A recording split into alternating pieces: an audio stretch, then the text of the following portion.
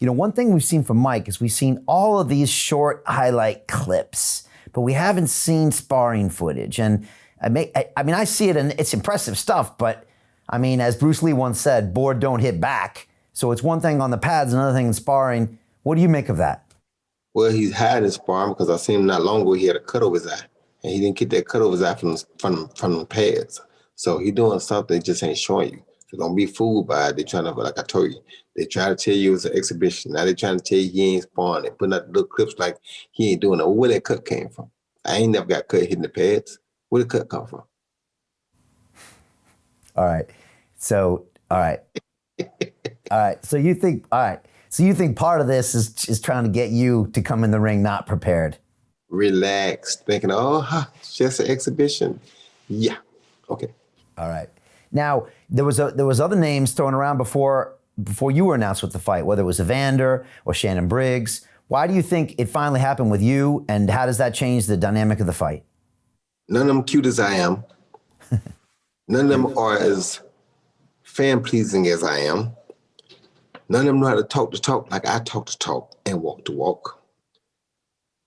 Nobody really is interested in seeing them. They already seen that with Mike Tyson. They want to see something new, something exciting, something creative, something that's innovative, somebody that come in with a whole different mindset and make things happen the right way. That's ain't but one guy, Roy Jones Jr., Superman, Captain Hook.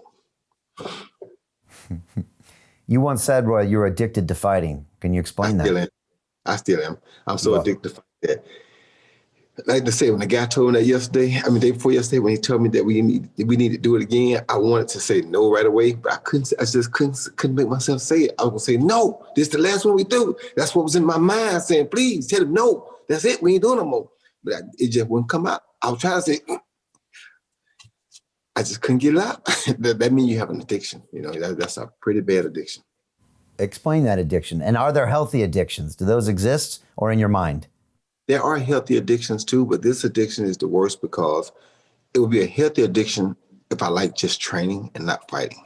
If I like to just train and stay in shape, that's really healthy. That's a great addiction. And I do have that one too.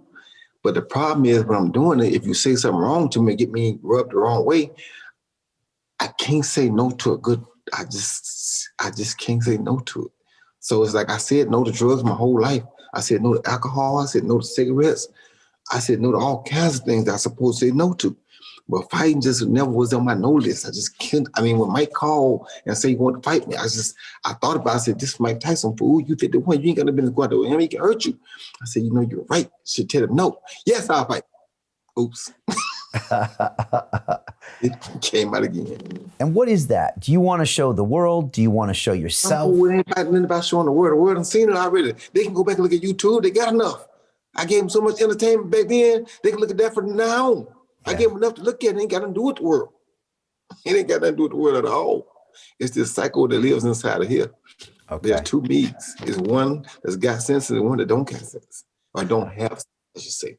So there's a sensible guy and an unsensible guy. And the unsensible guy usually bullies the sensible guy to making things happen that the unsensible guy want to make happen. The sensible guy try to tell him no, but the unsensible guy goes crazy until he gets his way. Amen. That's the story of most people's lives watching this right now.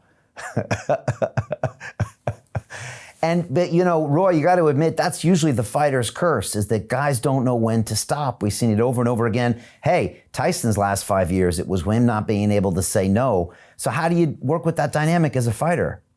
Well, how you work with that dynamic as a fighter is, if I couldn't sit here right now and have a good conversation with you and couldn't understand what you were saying to me, and you couldn't understand what I was trying to say back to you, then it would probably be time for me to start considering saying no.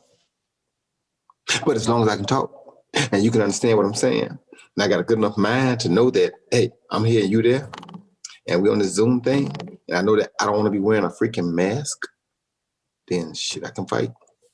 And how did you stay that way that long? Was it just not taking shots and training intelligently? Not taking shots in the bar either, though. But right. Shots, no drugs, just being smart, just trying to preserve my life, preserve my body for the long haul. Not knowing that the haul was going to last this long, but I did want to preserve my body for the long haul. Okay. Did you also make an effort not to spar, in an unsenseless manner, not to go in there and just leave it all in the sparring ring before fights? Yes, I did. And that's something that me and my coach have things with right now. He wants you to spar these young heavyweights and go bang it out with them, but that's not smart for me. I've been boxing 40 years. I don't need 41 years. I don't need that much contact to my brain. I got enough. 41 years, you have to have some contact. A lot of contact in 41 years. I'm a 41-year vet. I've been boxing 41 years. And you still can understand 95% of what comes out of my mouth. That's pretty good. Yeah. But it's almost like new innovation in the last 5-10 years for fighters knowing not to spar too much. The old school way used to be the more rounds, the better. So you were ahead of your time in knowing that, and that probably preserved you. It did preserve me. And also who told me that, who helped further reinforce my thought train was Jimmy Young. I met Jimmy Young when I was about 17. And Jimmy Young was kind of messed up then. And Jimmy Young said, you know how I got like this? I said, how? He said, this didn't happen to me from boxing, in the ring boxing. This happened to me from me sparring too much. I said, really? He said, yes. So that's when I knew.